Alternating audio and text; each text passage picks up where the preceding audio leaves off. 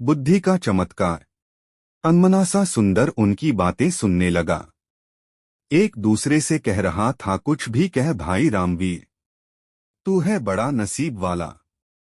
हम दोनों साथ साथ ही राज दरबार की सेवा में आए थे, मगर तू तरक्की करके राजाजी का खजांची बन गया और मैं रहा सिपाही का सिपाही। इसे कहते हैं तकदीर। तकदीर भी उन्हीं का साथ देती है गंगाराम, जो सूझबूझ और हिम्मत से काम लेते हैं। मैंने अपनी सूझबूझ से कुछ ऐसे काम किए कि महाराज का विश्वास पात्र बन गया और उन्होंने मेरी ईमानदारी देखकर मुझे खजांची बना दिया। नन भाई, तू जरूर किसी साधु या फकीर से कोई मंतर वंतर पढ़वा कर लाया होगा जो इतनी जल्दी इतनी तरक्की कर ली, वरना मैं क्यों न किसी ऊंचे पद पर पहुंच गया। भैया, तू मुझे भी अपनी कामयाबी का राज बता। तेरे जैसे लोग इसी चक्कर में रहते हैं कि पकी पकाई मिल जाए और खा लें। अरे भाई मेरे, अगर इंसान में हिम्मत, हौसला, ईमानदारी, साहस और सूझबूझ हो तो वह पहाड़ को खोदकर नदी बहा दे। देख, तू वह मरा हुआ चूहा देख रहा है ना? रामवीर ने सड़क के किनारे पड़े एक मरे हुए चूहे की ओर इशारा किया। हाँ, देख रहा हूँ। आने जाने वाले लोग भी उसे देख रहे हैं और घृणा से थूककर दूसरी ओर मुंह फेरकर निकल रहे हैं। रामवीर भाई, मैं तुझसे तेरी कामयाबी का रहस्य पूछ रहा था और तू मुझे मरा हुआ चूहा दिखा रहा है। ये क्या बात हुई है गंगाराम? मैं तुझे कामयाबी की बाबत ही बता रहा हूँ। सुन, लोग उस मरे हुए चूहे पर थूककर जा रहे हैं, मगर कोई सूझबूझ वाला इंसान इस मरे हुए चूहे से भी 4 पैसे कमा लेगा। भैया मेरे, अक्ल का इस्तेमाल करने से ही इंसान कामयाबी हासिल करता है, जंतर मंतर से कुछ नहीं होता। मैं समझ गया भाई रामवीर, निराश सा होकर गंगाराम बोला, तू मुझे अपनी कामयाबी का राज बताना ही नहीं चाहता। खैर, कभी तो मेरे भी दिन बदलेंगे। अब चलते हैं। इस प्रकार वे दोनों राज कर्मचारी उठकर चले गए। वे तो चले गए, मगर खजांची रामवीर की चूहे वाली बात ने सुंदर के दिमाग में खलबली सी मचा दी। उसके दिमाग में रामवीर की कही बात बार बार गूंज रही थी। लोग उस मरे हुए चूहे पर थूक थूक कर जा रहे हैं, मगर कोई सूझबूझ वाला इंसान इस मरे हुए चूहे से भी 4 पैसे कमा लेगा। 4 पैसा कमा लेगा। 4 पैसे कमा लेगा। सुंदर सोचने लगा, खजांची की बात में दम है। जिस देश में मिट्टी भी बिकती हो, वहां कोई चीज बेचना मुश्किल नहीं, मगर इस मरे हुए चूहे को खरीदेगा कौन?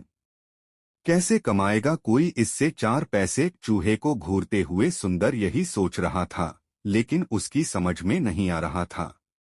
तभी सड़क पर उसे एक तांगा आता दिखाई दिया। तांगे में एक सेठ बैठा था जिसने एक बिल्ली को अपनी गोद में दबोचा हुआ था। बिल्ली बार बार उसकी पकड़ से छूटने की कोशिश कर रही थी। अभी घोड़ा गाड़ी सुंदर के आगे से गुजरी ही थी कि बिल्ली सेठ की गोद से कूदी और सड़के के किनारे की झाड़ियों में जा घुसी। अरे तांगे वाले, तांगा रोको। मेरी बिल्ली कूद गई, सेठ चिल्लाया। तांगा रुका और सेठ उतरकर तेजी से झाड़ियों की तरफ लपका।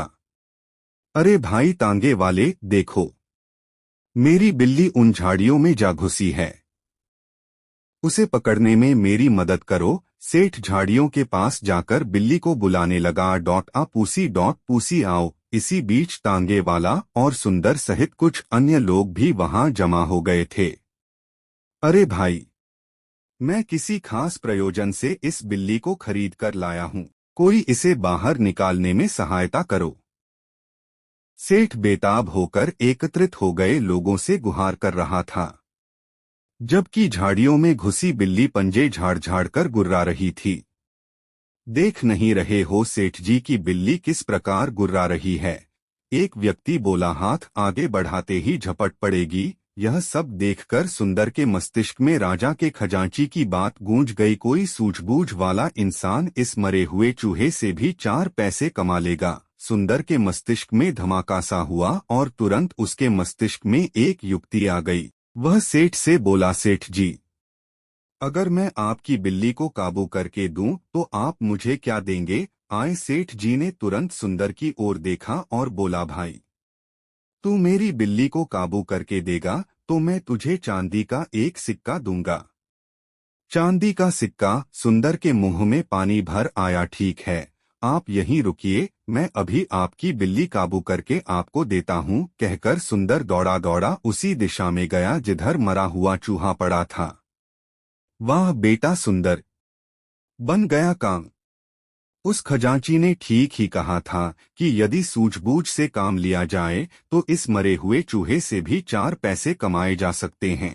सुंदर ने मन ही मन खुश होते हुए एक रस्सी तलाश की और चूहे की गर्दन में फंदा डालकर झाड़ियों की ओर चल दिया।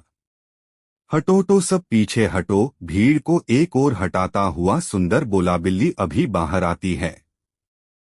अरे, मरा हुआ चूहा, यह तो वहां पड़ा था, किसी ने कहा। दूसरा बोला, भई वाह, इस लड़के ने तो मौके का फायदा उठाकर एक सिक्का कमा लिया। इसे कहते हैं बुद्धि का करिश्मा। यह लड़का अवश्य ही एक दिन बड़ा आदमी बनेगा। लोग तरह तरह की बातें बनाने लगे।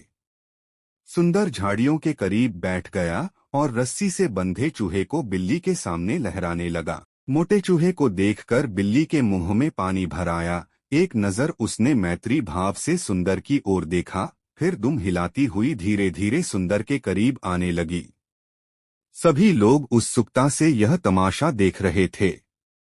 और फिर कुछ ही पलों बाद चूहे के लालच में जैसे ही बिल्ली बाहर आई, सुंदर ने उसकी पीठ पर प्यार से हाथ फेरा और उसे गोद में उठा लिया।